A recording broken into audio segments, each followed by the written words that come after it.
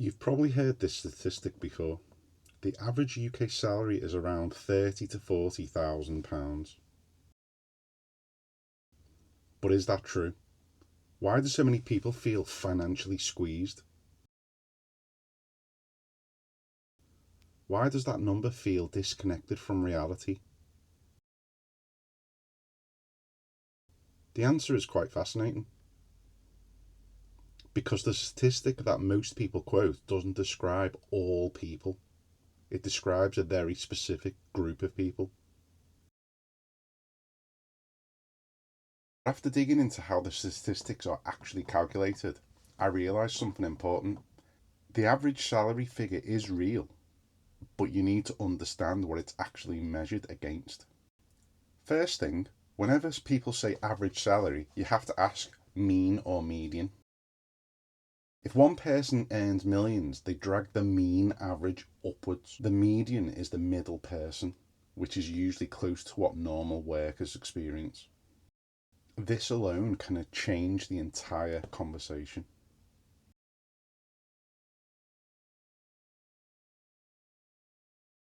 So what I noticed about a lot of the statistics that get used and thrown about is that they often exclude groups of people.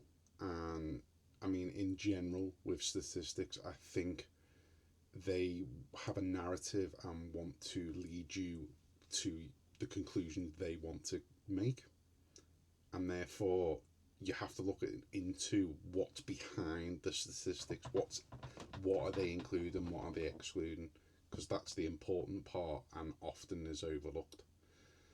For instance, a lot of the Office of National Statistics may look at full-time employees only, and that can massively sway the statistic. As an example, if the average UK salary is 40 grand, but the household has two people at work, but one may only be part-time, that only gets 20 grand. So the household income would be 60 grand. But in reality, the household income is nearer the average income for an individual. But that's because they exclude all the part-time workers and things like that. Now, to be fair, it doesn't mean that the statistics they quote are wrong. The statistics are accurate. It's just a lot narrower scope than people realise. On screen is the latest available ONS salary figures I could find. Although the data set is from 2023, wage growth since then likely means today's numbers could be roughly 10% higher. The figures show full-time workers, part-time workers, and their combined averages. But there's something important most people never mention when discussing the UK average salary. What is exactly being measured? These figures are largely based on PAYE employee data. So naturally, they focus on people actively employed and earning through payroll systems. That means large parts of the population may not be fully represented in these earning statistics. For example, pensioners living mainly on the state pension, people outside employment, some self-employed individuals, carers, and others with little or no PAYE income.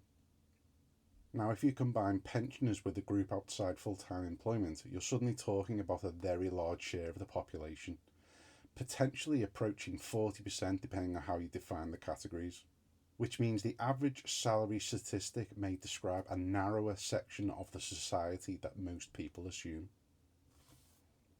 And there's another interesting wrinkle here.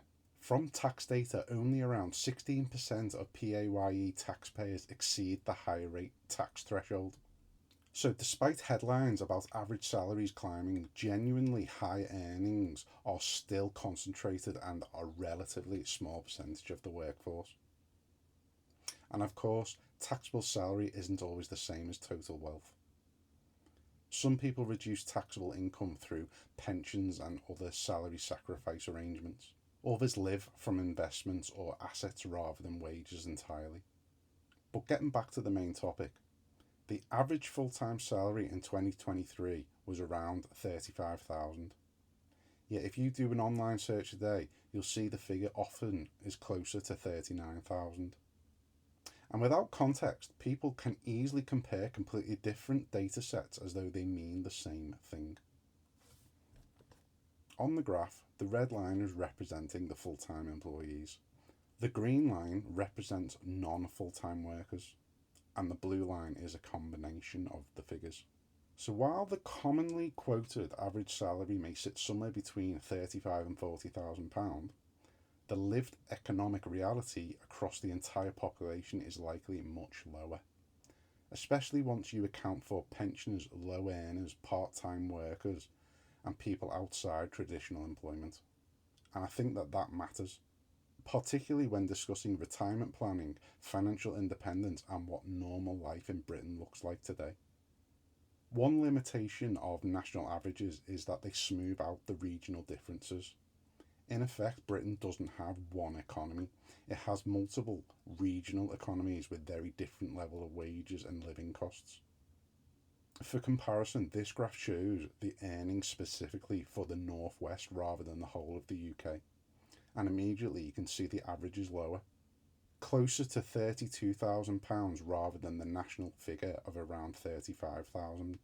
That's roughly a 9% difference, which may not sound enormous at first, but across millions of workers it completely changes what average actually feels like. Someone in London hearing the average UK salary may think that sounds very low, while someone in the Northwest may think that sounds far higher than the most of the people I know around me. And this becomes especially important when discussing retirement, because retirement planning isn't based on national spreadsheet. It's based on your local living costs, your local wages, and the financial reality that's around you. So to wrap this up, I'm not saying the figures are false. The data itself is likely accurate for what it's measuring, but without the surrounding context, the numbers can easily create a very different impression from reality. Because when most people hear the phrase average UK salary, they naturally assume it reflects the average person. But in practice, it may only reflect the particular group of workers in particular regions under particular definitions. And that's the important distinction.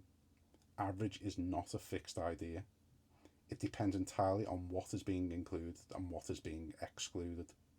So maybe the real takeaway here isn't whether the figures are right or wrong, it's understanding what question the statistic is actually answering.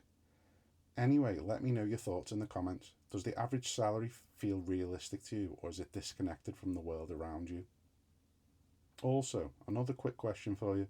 When you hear disposable income, do you think that means the money left after tax or the money left after you rent, bills, food, and the other essentials? If there's interest, I can do a follow-up to try and break down average rents, mortgages, car costs and bills, and how that feeds into real monthly budgets, and ultimately what that means for retirement planning in the real world.